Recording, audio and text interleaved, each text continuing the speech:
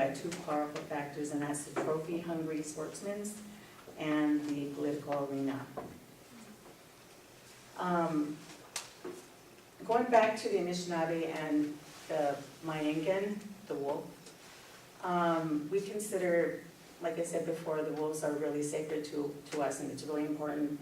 And we've had so many things taken away from us, both the wolf and the Ojibwe. I mean, we've had our lands taken from us. We've both been persecuted, and hunted in the past, you know, both for our hair. And we've also been demonized in the past. So we have pretty much the same things that happen to us. And what we fear is what's going to happen, what is happening to the wolf is going to happen to the Ojibwe people too. And that's what we're about. We're fighting very hard to try to stop the wolf hunt, because the wolf is very important, vital to the Anishinaabe people.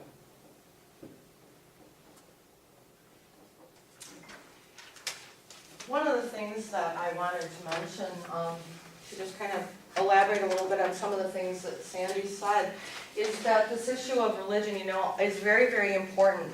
I majored in economics as an undergrad, and my senior thesis was actually discussing, you know, well, let me back up a little bit. My first day, first semester as an undergrad, I was told by all these great people how proud they were that they had come up with a discipline that had managed to get judgment and values and morals out, and that economics, capitalism was what they meant.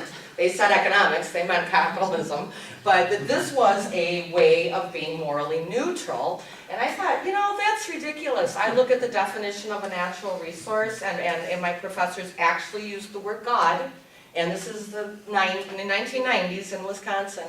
So it's a God-given, you know, a gift that God gives to people.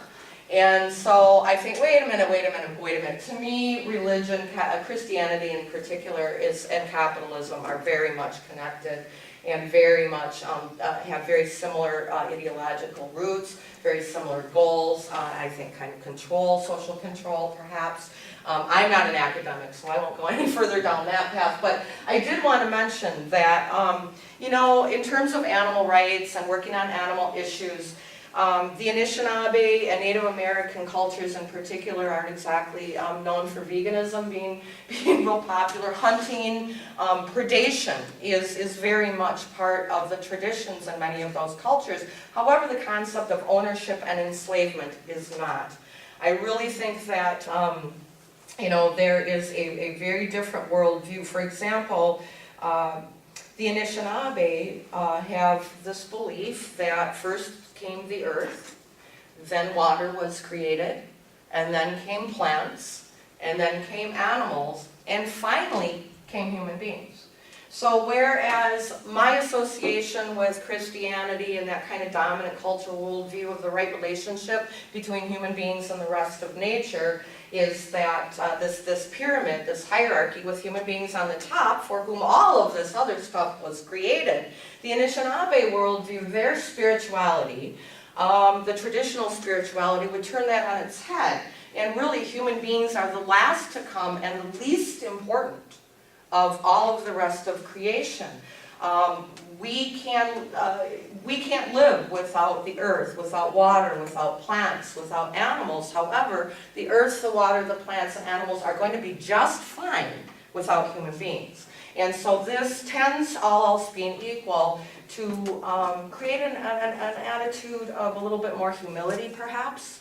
A little bit less arrogance, a little bit less of an attitude of ownership and domination or dominionism, if you want to call it that. So I think that's a really important point to make.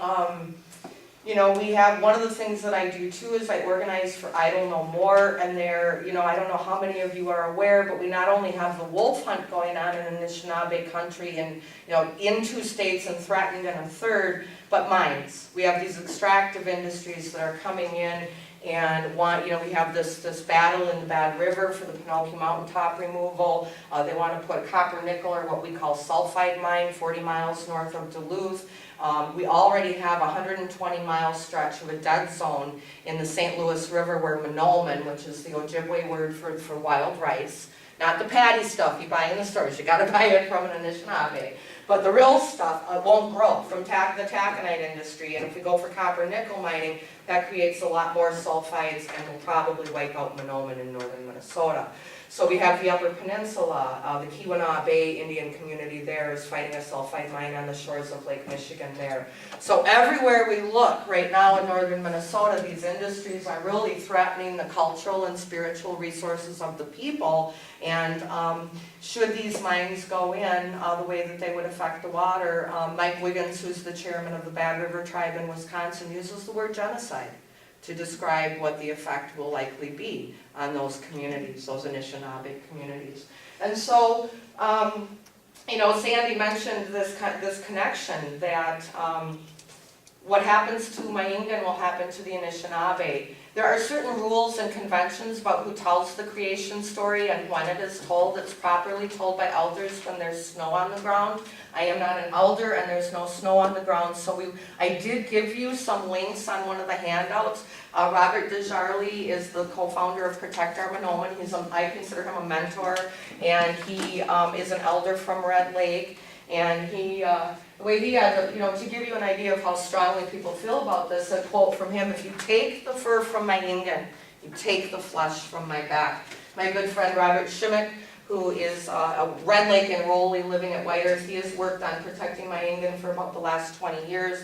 And with the mines and the wolf hunt, the feeling in the community is it's open season on the Anishinaabe right now. And I don't know how much awareness gets down into the southern part of the state here, much less anywhere else. So one of the things that we wanted to talk about was this connection. As Sandy alluded to, historically, what happened, and then just in a nutshell, people wanted to make space for animal agriculture in northern and other parts of Minnesota, and so white folks were rewarded for coming and pushing not only the Anishinaabe Ojibwe people out of their territory, but also non-human predators as well. And as I'm sure you know, non-human predators have been vilified, and we've probably all seen the pictures of back in the 30s and 40s, the USDA would have bounties, and you'd see just mountains of animal heads, mountain lions, coyotes, etc.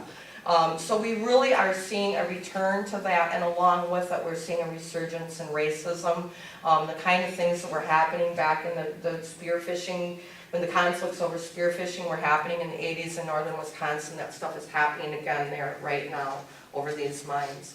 So in terms of, the type we talked about resisting the vilification and persecution of Mayingan and Anishinaabe, and the creation story does specifically say what the Creator has said. What happens to Mayingan will happen to the Anishinaabe, and what happens to Anishinaabe in northern Minnesota is ultimately going to happen to everybody else. And so, going back to what Lisa was saying, I hate to always appeal to self-interest, but every now and again it's helpful to slip that in and remind people, we're just first.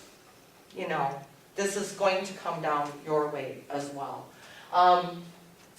Let's see, one of the things I wanted to mention, the 7th and 8th fires, and this kind of ties into Idle No More, and I put a link there for a short YouTube presentation by Eddie Benton Benet, and he is an elder from the Lakota Reservation in Minnesota, and he wrote this book, and it's just, I'm going to just pass this around because it's a real simple thing for some language and vocabulary, and I know that I kind of had educators in mind when we put this presentation together, and I thought this might be something in particular that would be very accessible for people interested in teaching about this. And I think it's really important, regardless of our personal points of view, regardless of what particular culture we may identify with or ethnicity, to begin to really start dealing with this question, talking about it, teaching about it, and in particular ensuring that we're doing a good job of presenting non-dominant culture values and concepts with young people. Because again, I personally, I'm a lapsed vegan. I was a vegan for about 15 years, and my background is in animal rights movement, and I was going to go be a litigator and go to law school, and then I became disabled and learned a lot more about different levels of privilege. And I was living on the Leech Lake Reservation in a town of 100 people and had oral surgery and couldn't eat many of and so I ended up just eggnog and pudding, and so I felt I've been out getting back into doing that. And while you're not